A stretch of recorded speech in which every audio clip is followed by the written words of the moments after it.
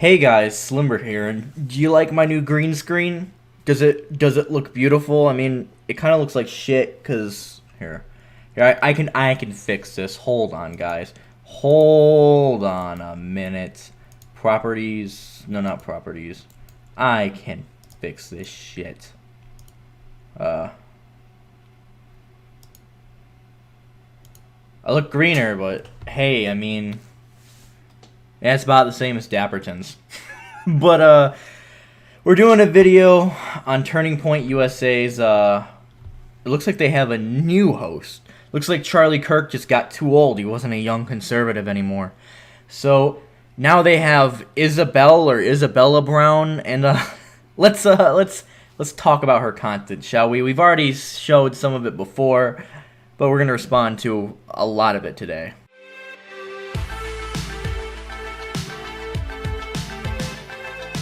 It's time for your daily freedom seed. Did you know it's conservatives who have a history of fighting for civil rights in America? Oh, really? That's interesting, because by definition, they're authoritarian and they oppose civil rights. So let's see how you stretch this one, shall we? In 1854, the Kansas-Nebraska Act was introduced, which would have permitted the expansion of slavery into new U.S. territories. Opposition to this very bill drove a handful of existing political parties to band together and found the Republican Party. Their goal was to stop the westward expansion of slavery. It was our nation's first Republican president, Abraham Lincoln, who issued the Emancipation Proclamation in 1863, and it was conservatives in Congress who spearheaded the passage of the 13th Amendment. Republicans weren't conservative back then, though. You seem to miss that. In fact, they were considered radical leftists back then because they were basically abolishing a form of private property at that time. Even Karl Marx commended them. Like, please open a history book. Abolishing slavery in the United States. When it was time for left-wing President Andrew Johnson to carry on Lincoln's torch. How is Andrew Johnson a leftist? Explain to me how he was a leftist. What was one leftist policy he had? You seem to not understand that the Democratic Party and Republican parties of 1865 are nowhere near the same as they are in 2021. Fuck, the Democratic Party is not the same in 2021 as it was in 1976. They both have drastically changed politically. The idea that they swapped is retarded. Okay, listen. That's because people don't really... It's not well explained to them. But the change was very slow. But at the same time, it's like... You don't seem to understand basic history. If you, like, bothered to look into, you know, the political position of the Democratic Party back then, it was a lot less, you know, pro-government intervention. It was pro-slavery. And Republicans were more pro-government intervention, more anti-slavery. Like, it's very basic history. Yeah, the schools might not teach it very well, but most people still learn it outside of school. It's just partisan hacks like you don't want to tell people that. He failed to act on civil rights. It was conservatives once more in Congress who passed crucial legislation protecting civil rights of Black Americans. Despite narratives claiming the contrary, conservatives have a long history of celebrating civil rights in America. You know, I do think it's interesting that you don't bring up the 1960s because, or the 50s, because that's when conservatives were kind of at their worst when it came to racial relations. You know, Barry Goldwater, I think he was the last president that was super pro-segregation, was, well, a Republican, and that was when they were becoming more socially conservative. And then you also forget about how they basically targeted pro-segregationists with him and Nixon and Reagan. Seems like that part of history you don't want to talk about, do you? I'm Isabel Brown, and there's your ammo to win America's culture war. Conservatives and civil rights go hand in hand. Yeah, hand in hand on opposing them. Like, literally, if you just fucking bothered to look into your own ideology, you would understand this. Okay, let's just watch another video of hers, shall we? Freedom Seed. The left is becoming anti-family in America. One of the most far-left political groups in our country today, Black Lives Matter Inc., which identifies as a Marxist organization. It does? I don't know, I'm trying to find where on here they advocate for Marxism. Huh. News?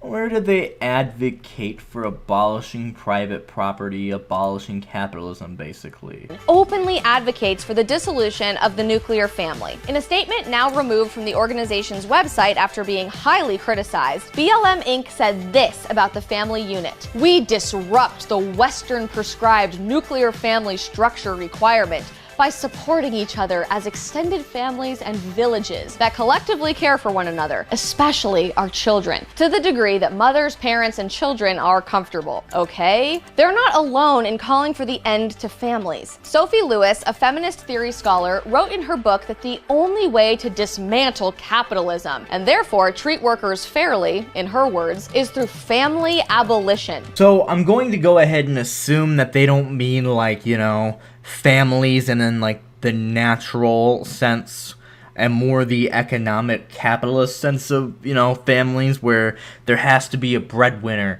and the women can't work and all the dumb shit that's basically fucking almost dead anyways. Or the idea that, oh, there has to be a man working and there cannot be two women or two men and there has to be children in it. Like, that dumb fucking ideology, essentially, I assume, is what they oppose.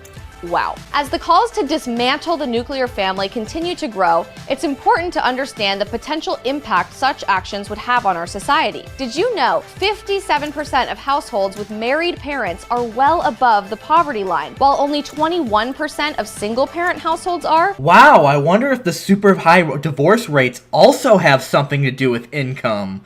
Like, you know, you don't have a lot of money, so they're probably always fighting about money. Couples are fighting about money. And then they end up getting divorced because they can't afford to basically stay together and have a family and shit like that. I wonder if that has something to do with married people having more money, huh? Children who grow up in a family unit are more likely to have good grades, exhibit good behavior, and get involved in their communities. Wow. I'm sure they do. They probably grow up in a better environment with two supportive parents with two incomes. So it's probably not your typical nuclear family. It's probably like, you know, both the parents are working. They both can support the kid. They're probably in a better environment. Yeah, no shit. If you have more money, you're going to be in a better environment than if you had less and you're poverty-stricken. You're basically just describing basic socioeconomic issues. Kids in nuclear families also are shown to have greater social, emotional, and physical health than other children. If we abolish the nuclear family, all of this goes out the window. Wow, no way! Kids in families that aren't going through poverty and in families that are not dysfunctional do better? Oh. And at the same time, it's like, if we abolish the nuclear family, that's not the problem. That's not the problem. Abolishing it wouldn't be the problem. The problem would be poverty.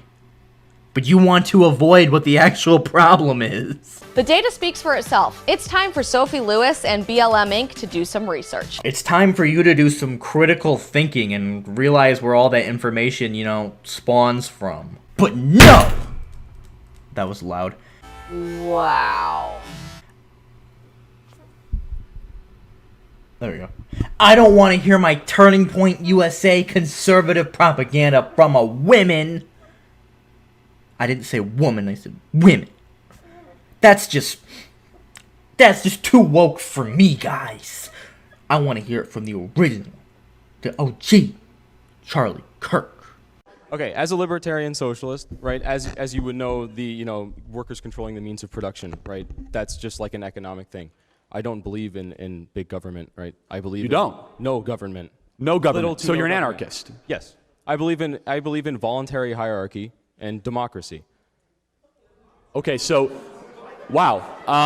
But let me ask you a question in all seriousness. No, here's the question. Here's a serious question, though. What's preventing you from doing what the Amish do, get off the grid and just go live like that right now? Well, the Amish are religiously excluded. No, forget the religious component. Well, but the Amish are a great example. It's incredibly difficult to just pick up everything that you have, leave, and go into. So you want to tell me how to live? No, I'm not telling you how to live. No. You are, because you're arguing for a governmental structure. A lack of one, rather. So even a lack of a governmental structure will then make me live the way you want me to live. I'm not going to. That's just fucking politics, dude. They really uploaded this, thinking he just fucking owned him. That's like me going up to you when you're like, you know, proposing for less government regulation, you know, and me being like, are you gonna tell me how to live? Like, that's politics, dude. You fucking moron. Why did they upload this? They really uploaded this and thought, yeah, this is the one. Oh, you had to live your however life. you want. What I'm saying is that So you're okay with me having 5 houses and 6 yachts? What I'm saying is that the society that I currently Answer live the question. I'm forced to wait. What was You're okay with me having 5 houses and 6 yachts? I'm not okay with you having them as if you are not using them. Oh, not you. So all of a sudden you're now telling me how to live my life. I'm never going to tell you how to live your life, my friend. Why are you telling me how to live mine? Aren't you like a pro-lifer, Charlie? In fact, no. I did a video on this. You're a pro-fucking lifer, dude. You're literally telling other people how to live their lives. Like, you're a fucking dumbass, dude. If there's a political ideology that says we have to abolish the government, yes, you will be affected by it. Just like if there's a political ideology that says government intervention has to happen here, yes, you will be controlled by it. No fucking shit, dumb fuck. You're saying the obvious.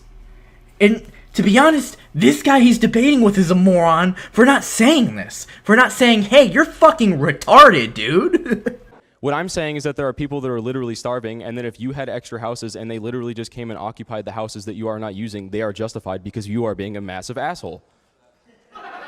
Being a massive asshole to not... So if someone forcefully takes away something that is sedentary, not being used in that purpose, it is a rightful means of theft. Yes. Wow. Yes. So you don't believe in private property rights? No, I do not. You don't believe in private property rights, so we're getting somewhere. So you're not a libertarian, my friend. Libertarians believe... I'm not a libertarian in the American... I'm not a libertarian in the capitalist sense. I'm not a libertarian in the American sense. So stop using the word, because you're anything but it. Well, first of all, yeah, he's still a libertarian. Private property is a means of hierarchy, dumb fuck. But, also, Charlie, you literally support a police state. You support fucking, banning abortion.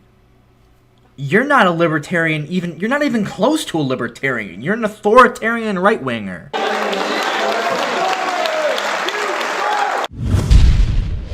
How did you shut that guy down, though? In fact, you just made really dumb arguments. You made, like, some of the worst I've ever seen to somebody who was already kind of not really making great arguments towards you. Anyways, leave a dislike. Call me a commie piece of shit who hates families. And, yeah, Slimber out.